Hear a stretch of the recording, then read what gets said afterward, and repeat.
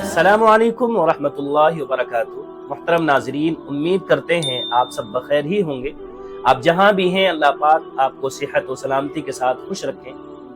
آج کی اس ویڈیو میں ہم اعتکاف کے کچھ فضائل اور ضروری مسائل بتلانے والے ہیں۔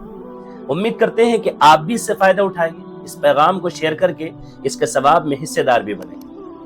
اعتکاف اللہ کے نبی علیہ السلام کی ایسی سنت ہے کہ آپ علیہ السلام نے مستقل اس سنت پر عمل کیا، مستقل اعتکاف فرمایا ہے۔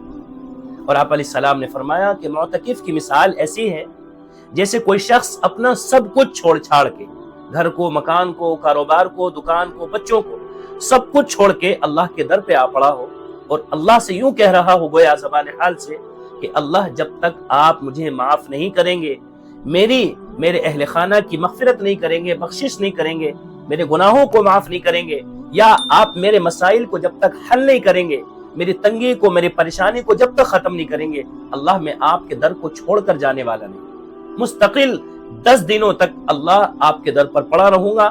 اللہ سے گویا بخشش کی بھیک مانگی جا رہی ہے، اپنی ضرورتوں کا سوال ہو رہا ہے۔ اور خود اللہ کے نبی علیہ السلام کا فرمان ہے، آپ علیہ السلام نے فرمایا کہ جو شخص رمضان کے اخیر عشرے کا اعتکاف کرے، اخیر کے 10 دنوں کا اعتکاف کرے، اللہ تعالیٰ اس کو 2 حج اور 2 عمروں کا ثواب عطا فرماتے ہیں۔ اسی طرح آپ علیہ السلام نے فرمایا کہ جس نے اعتکاف کیا، اللہ پاک اس کے اور جہنم کے درمیان 3 ایسی بڑی خندقیں حائل فرما دیتے ہیں جن کی مسافت دنیا اور ما فیہا سے بھی زیادہ ہے۔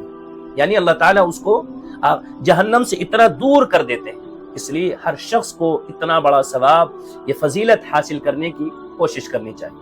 ہر شخص نہ کرے، کم از کم ہر گھر میں سے ایک فرد ایسا ہو کہ وہ رمضان کے اخیر عشرے کا اعتکاف ضرور کرے۔ اتنا بڑا ثواب ہے، اس کو ہاتھ سے جانے دینا بالکل نہیں چاہیے۔ اور اعتکاف کا سب سے بڑا فائدہ ہے کہ جو اعتکاف کرتا ہے، علماء نے لکھا ہے کہ شب قدر ایک بڑی رات ہے جس کا سب سے زیادہ احتمال رمضان کے اخیر عشرے کی طاق راتوں میں ہوتا ہے۔ 21 میں، 23، 25، 27، اسی طرح سب سے زیادہ احتمال ہے کہ رمضان کے اخیر عشرے کی طاق راتوں میں ہو۔ یہ شب قدر کیا ہے؟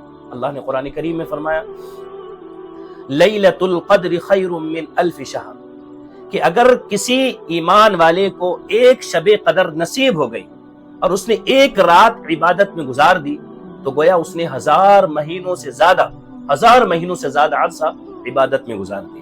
شب قدر یہ معتکف پا لیتا ہے، اور سب سے بڑا فائدہ یہ ہے کہ معتکف گناہوں سے بچا ہوتا ہے، اللہ کے گھر میں رہتا ہے، اور باہر جتنے مسلمان کام کرتے ہیں، کسی بیمار کی عیادت کریں، کسی مرحوم کا جنازہ پڑھیں، ان سب کا ثواب بھی اس معتکف کو اللہ کے گھر میں بیٹھے بیٹھے ملتا رہتا ہے۔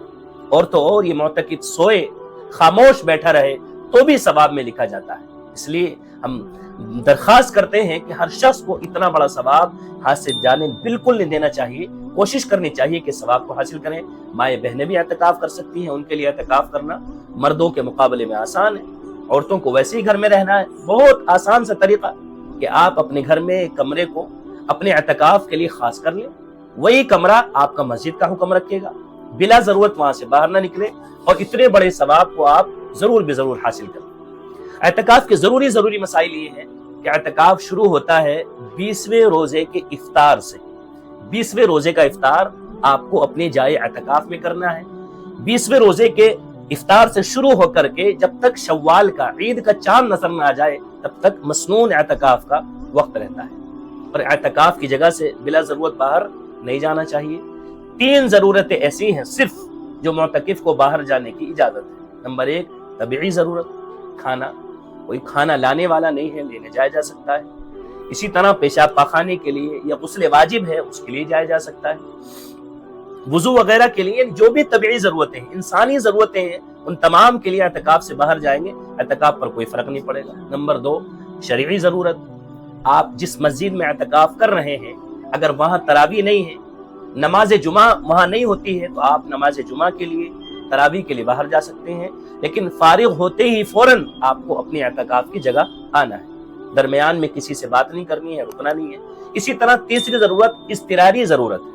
اضطراری ضرورت اللہ نہ کرے مسجد میں آپ کے اعتکاف کی جگہ میں کوئی ایسے حالات پیش آ جائیں، مثال کے طور پر مسجد گرنے والی ہے، زلزلہ آ گیا ہے، کوئی ٹوٹ پھوٹ ہونے والی ہے، کوئی ایسا جانور، کوئی ایسا کیڑا مکوڑا وہاں آ گیا جس سے جان کا خطرہ ہے، تو پھر ان حالتوں میں معتکف کے لیے گنجائش ہے کہ وہ جب تک کہ پریشانی دور نہ ہو اپنے اعتکاف کی جگہ سے باہر آ سکتا ہے۔ اس کے علاوہ معتکف کو باہر آنے کی اجازت بالکل بھی نہیں ہے۔ اللہ کے گھر میں، مسجد میں جو حضرات اعتکاف کرتے ہیں ان کو یہ چاہیے کہ وہ جتنا زیادہ اللہ کی عبادت کر سکیں، نوافل پڑھیں، قرآن کریم کی تلاوت کریں، تسبیحات پڑھیں، اور جو کچھ بھی وہ اللہ سے مانگ سکتے ہوں ان کو مانگنا چاہیے۔ اور اسی طرح یہ بھی یاد رکھنا چاہیے، علماء نے لکھا ہے کہ معتکف کو زیادہ دیر خاموش رہنا یا خاموشی کو عبادت سمجھ کر خاموش بیٹھے رہنا یا فضول لا یعنی باتوں میں لگے رہنا، بکواس کرتے رہنا، یہ بھی معتکف کے لیے مکروہ ہے۔ اسی طرح یہ بھی یاد رکھیں، اگر کوئی معتکف بیڑی، سگریٹ، تمباکو کا عادی ہے تو وہ خاص اس ضرورت کو پورا کرنے کے لیے مسجد سے نہ نکلے۔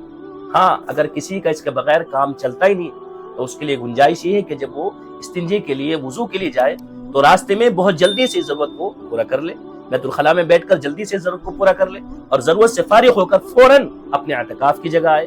جب جائے تب بھی، جب آئے تب بھی درمیان میں کسی سے رک کر بات نہ کرے۔ اسی طرح جو مائیں بہنیں ہماری اعتکاف کرتی ہیں ان کے لیے بھی، انہیں بھی یاد رکھنا چاہیے کہ جو کمرہ آپ نے اپنے اعتکاف کے لیے خاص کیا ہے اس کمرے میں آپ جہاں چاہیں وہاں بیٹھ جائیں، جہاں چاہیں وہاں لیٹیں۔